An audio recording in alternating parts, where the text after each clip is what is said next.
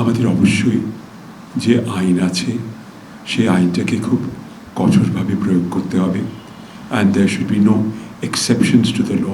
আইন কঠোরভাবে প্রয়োগ করলে বা শুধু পুলিশিং আর পেট্রোলিংয়ের মাধ্যমে এই যে পলিথিন শপিং ব্যাগের সমস্যাটার সমাধান করা যায় না। কিছু কিছু জিনিস আছে যেগুলো ওই বেত মেরে কি রাষ্ট্রের চাবুক ব্যবহার করে সেগুলোকে নিয়ন্ত্রণ করা যায় না। সেখানে দরকার সবার ইনভলভ। 98 সালে সেবারও একটা বন্যা হয়েছিল, সিদ্ধান্ত নেওয়া হয় যে আইন করে ব্যান করা হবে, এবং সেটা হয় 2002 সালে। সে ব্যাপারেও আমার পাশে যিনি বসে আছেন, যে দুজনে বসে আছেন, তাদের ভূমিকা ছিল অত্যন্ত গুরুত্বপূর্ণ। এখন আমার মনে হয় আমরা ওয়াই ডিড উই ফেল, এইটা আমাদের চিন্তা করা দরকার। একটা হলো আমাদের অবশ্যই যে আইন আছে সেই আইনটাকে খুব কঠোরভাবে প্রয়োগ করতে হবে, and there should be no exceptions to the law. সেইটা মনে রেখে আইনটাকে আমাদের প্রয়োগ করতে হবে।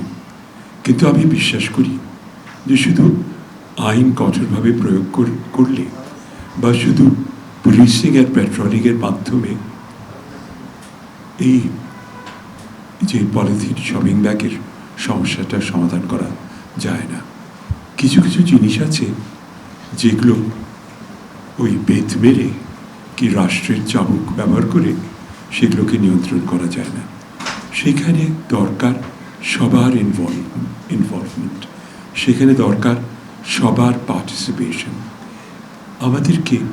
আমাদের ইমপ্লিমেন্টেশন অফ এই যে the law banning polythene shopping bags বা the law banning plastic substances, এইগুলোকে আমাদেরকে করতে হবে এমনভাবে একটা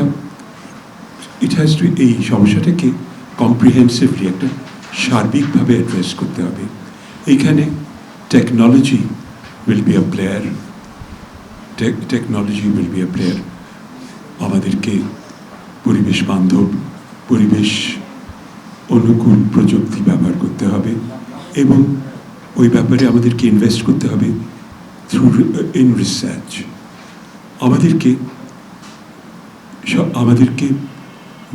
আমাদের দেশের মানুষ যারা ভোক্তা তাদেরকে সচেতন করতে হবে। এই অ্যাওয়ারনেস, সেন্সিটাইজেশন এর মাধ্যমে আমাদেরকে এই যে পলিথিনের ব্যবহার প্রথমে হ্রাস করতে হবে, তারপরে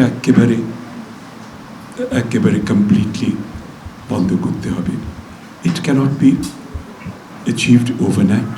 এটা আমাদের করতে হবে। ওই ভয় দেখিয়ে শুধু হবে না, মোটিভেট করে করতে হবে। আমাদের দরকার আসলে আলটিমেটলি সুশিক্ষা। আমরা যদি আমাদের দেশের প্রত্যেকটা মানুষকে সুশিক্ষিত করতাম, তাহলে আর আইন প্রয়োগ করা লাগতো না। অটোমেটিকলি একেবারে আমরা সবাই কন্ট্রিবিউট করতাম in the eradication of the use of polythene shopping bags. আমাদেরকে কাজ করতে হবে, আমাদের এই সমস্যাটাকে অ্যাড্রেস করতে হবে কম্প্রিহেন্সিভলি, সার্বিকভাবে। এইটাকে বিভিন্ন অ্যাঙ্গেলস থেকে দেখতে হবে। আর এইখানে আমি মনে করি মিডিয়ার ভূমিকাটা অত্যন্ত গুরুত্বপূর্ণ। আমি মনে করি আমার মিডিয়ার বন্ধুরা এই ব্যাপারে আমাদের সঙ্গে সহযোগিতা করেছেন, আগে ভবিষ্যতেও করবে। কেন we have to sensitise the public, awareness create করতে হবে। আর অবশ্যই technology has to play a role.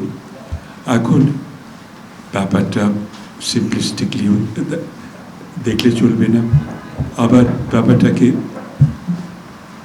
Over complicate করলেও চলবে না। Polythene will disappear. কিন্তু আমাদের যেটা দরকার সেটা হলো কত কত তাড়াতাড়ি আমরা যদি এই fossil fuel phase out,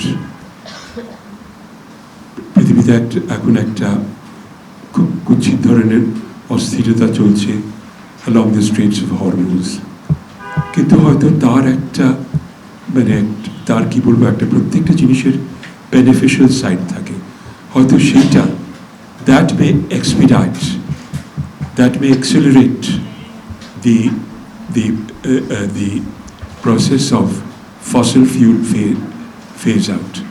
Fossil fuels phase out হলেও plastic substance phase out will follow almost immediately. কেন ফসিল ফিউলের সঙ্গে প্লাস্টিক প্রোডাকশনের সম্পর্কটা ইজ ভেরি ক্লোজ।